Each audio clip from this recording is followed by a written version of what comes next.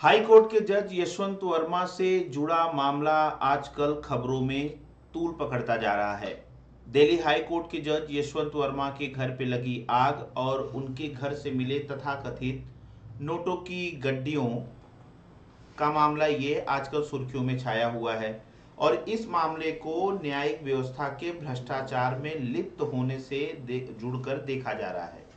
लेकिन क्या ये इतना सीधा मामला है? ये सवाल हम इसलिए पूछ रहे हैं क्योंकि जस्टिस वर्मा ने दिल्ली हाई कोर्ट को लिखी अपनी चिट्ठी में जिन 3 या 4 पॉइंट वाजिब सवालों को पूछा है, उससे देखकर ये सीधा सीधा तो यही लगता है कि ये मामला इतना भी सीधा नहीं है जितना इसे बनाया जा रहा है। प्रथम दृष्टया देखा जाए तो ये मामला सीधा सीधा भ्रष्टाचार का नजर आता है, लेकिन क्या ये एक साजिश भी हो सकती है? इसी की पड़ताल हम आज के इस वीडियो में करेंगे। पहले घटनाक्रम जान लेते हैं। 14 मार्च को दिल्ली फायर ब्रिगेड के पास एक कॉल आती है कि लुटियंस जोन्स तुगलक रोड पे जस्टिस वर्मा के घर पे आग लगी है। दिल्ली फायर ब्रिगेड की गाड़ी वहां पे आग बुझाती है, मामला शांत हो जाता है। एक हफ्ते बाद भारत के एक बड़े अखबार टाइम्स ऑफ इंडिया में ये खबर छपती है कि जस्टिस वर्मा के घर पे लगी आग में जले हुए नोटों की गड्डियां मिली है। 15 करोड़ के आसपास उन रकम को बताई जाती है।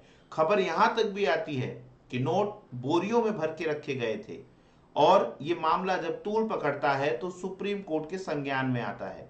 इससे पहले मैं बता दूं कि संयोग देखिए कि जब ये मामला सुप्रीम कोर्ट के संज्ञान में आता है, उसी समय सुप्रीम कोर्ट कॉलेजियम की एक बैठक जसवंत वर्मा को लेकर हो रही थी। जस्टिस वर्मा से जुड़े एक मामले में सुप्रीम कोर्ट की कॉलेजियम ने जस्टिस वर्मा का तबादला इलाहाबाद हाई कोर्ट कर दिया और अपने तबादले के स्पष्टीकरण में उन्होंने ये भी बोल दिया कि इस फैसले का या इस तबादले के निर्णय का कोई भी सीधा संबंध जस्टिस वर्मा के घर में लगी आग और वहां से मिले नोटों की गड्डियों से नहीं है। पहला क्वेश्चन। दूसरा question, supreme court Delhi high court के चीफ जस्टिस जिसके उपाध्याय को निर्देश देती है कि वो जस्टिस वर्मा से एक स्पष्टीकरण इस पूरे मामले पर मांगे। साथ ही साथ सुप्रीम कोर्ट एक 3 सदस्यीय कमेटी का भी गठन करती है जो इस पूरे मामले की पड़ताल करेगी, जिसमें पंजाब हरियाणा हाई कोर्ट के chief justice, Himachal Pradesh high court के चीफ जस्टिस और कर्नाटका हाई कोर्ट की एक जज शामिल है। अभी इस कमेटी को जांच करना बाकी है, लेकिन सुप्रीम कोर्ट तीसरा एक काम और करता है कि वो इस केस से संबंधित एक प्रेस रिपोर्ट जारी करता है और साथ ही एक वीडियो भी जारी करता है। इस वीडियो के बारे में भी चर्चा करेंगे। अब पूरा मामला आपको समझ में आ गया होगा। अब इस पे जो प्रश्न चिन्ह लगते हैं उस पे चर्चा करते हैं। अपने जवाब में दिल्ली हाई कोर्ट के चीफ जस्टिस को जो जसवंत वर्मा ने लिखा है, उसमें उन्होंने 3-4 वाजिब सवाल पूछे हैं।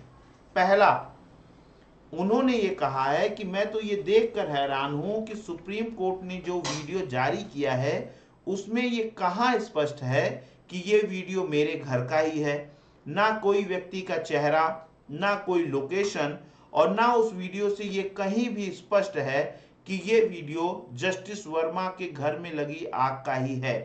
दूसरा जो प्रश्न उन्होंने उठाया है वो ये है कि अगर वहां पे नोटों की गड्डियां मिली हैं तो उसे हमारे घर के किसी सदस्य या स्टाफ को क्यों नहीं दिखाया गया। तीसरा जो क्वेश्चन उन्होंने पूछा है कि जो आग लगी थी वो घर में ना लग के घर के एक आउट हाउस में लगी थी, जो कि एक स्टोर रूम है जहां पे फर्नीचर, क्रॉकरी या घर के कूड़े, गद्दे ये सब रखे जाते हैं। उस रूम में कई लोगों का आना जाना है, उसकी एंट्री और एग्जिट पॉइंट भी अलग अलग हैं।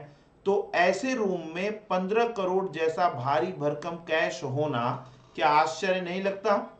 किसने वहां वो पैसा रखा? क्या ये किसी साजिश के तहत नहीं रखा जा सकता? इस सवाल का जवाब भी ना तो सुप्रीम कोर्ट, ना तो सरकार और ना ही पुलिस के पास है। ना ही मीडिया में कोई इस तरीके की खबर है कि उन पैसों का सीधा सीधा लिंक जस्टिस वर्मा के घर से ही था। तो क्या पहली दृष्टया में जिस तरीके से ये खबर जस्टिस वर्मा के भ्रष्टाचार में लिप्त होने की ओर संकेत कर रहा है, क्या उसको सही मान लेना चाहिए? क्योंकि ध्यान रहे कि जब जस्टिस वर्मा का तबादला सुप्रीम कोर्ट की कॉलेजियम मीटिंग के बाद इलाहाबाद हाई कोर्ट किया गया तो इलाहाबाद बार एसोसिएशन ने इस मामले को भ्रष्टाचार के तौर पे देखा और उन्होंने यहां तक कहा कि क्या हम कोई कूड़ेदान है जो आप किसी भी भ्रष्ट जज को हमारे यहां भेज देते हैं। लेकिन क्या यशवंत वर्मा भ्रष्टाचारी हैं या जो पैसा बताया जा रहा है वो यशवंत वर्मा से जुड़ा हुआ है और उनके भ्रष्टाचार से अर्जित धन है या किसी साजिश का मुद्दा है। संसद में इस मुद्दे को कांग्रेस के सांसद जयराम रमेश ने उठाया और जयराम रमेश के वक्तव्य देने के बाद उपसभापति जगदीप धनखड़ ने इस मामले को लेकर एक सर्वदलीय बैठक बुला ली। लेकिन जब उन्होंने सर्वदलीय बैठक बुलाने की बात कही, उन्होंने एक और संकेत दिया। उन्होंने कहा कि सरकार द्वारा संसद में पेश न्यायिक नियुक्ति आयोग अधिनियम को अगर सुप्रीम कोर्ट ने रद्द ना किया होता तो इस तरीके के मामले देखने को न मिलते। तो क्या राज्यसभा के उपसभापति इस ओर संकेत कर रहे हैं कि वर्तमान में एग्जिस्ट कोलिजियम सिस्टम को हटा देना चाहिए और उसकी जगह पे एक न्यायिक नियुक्ति आयोग का गठन होना चाहिए? क्या ये पूरे मामले को इतने सतही तौर पे देखा जाना चाहिए या सुप्रीम कोर्ट के द्वारा गठित कमेटी जिसकी रिपोर्ट अभी आनी बाकी है, उसके आने के बाद एक प्रॉपर जांच होने के बाद इस निष्कर्ष पे पहुंचा जाए कि वास्तविकता में यह मामला साजिश का है या भ्रष्टाचार का? जस्टिस यशवंत वर्मा ने जो सवाल उठाए हैं उसका जवाब अभी तक किसी ने नहीं दिया है। जस्टिस वर्मा ने यहां तक कहा कि जो नोट बरामद हुए हैं, फायर ब्रिगेड ने उनके घर से रिकवरी मेमो भी नहीं जारी किया है। रिकवरी मेमो ये होता है कि जब फायर ब्रिगेड को सूचना मिलती है कि कहीं पे आग लगी है तो क्या जला और क्या बचा उसकी एक रिपोर्ट होती है। वो रिपोर्ट भी पुलिस ने नहीं दिया। फायर ब्रिगेड के चीफ अतुल गर्ग ने अपने बयान से पलटी मार ली। पहले उन्होंने कहा कि मैंने कब कहा कि वहां पे नोटों की गड्डियां मिली हैं। उसके अगले ही दिन उन्होंने ये बयान दे दिया कि मैंने ये भी तो नहीं कहा कि नोटों की गड्डियां नहीं मिली हैं।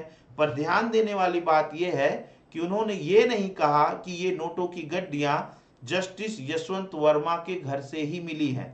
जो वीडियो फुटेज जारी किया गया है सुप्रीम कोर्ट से, उसमें भी कहीं ये स्पष्ट नहीं है कि ये वीडियो किसी भी एंगल से जस्टिस वर्मा के घर का ही है। तो क्या जो दिख रहा है वही सच है या जो दिख रहा है उसे सच बनाने की कोशिश हो रही है? इसीलिए हमने इस थंबनेल में ये पूछा है, क्या जस्टिस वर्मा के खिलाफ कोई साजिश रची जा रही है? आगे इस खबर पे क्या अपडेट आते हैं, हम फिर उसमें एक नए वीडियो के साथ आपके साथ आएंगे।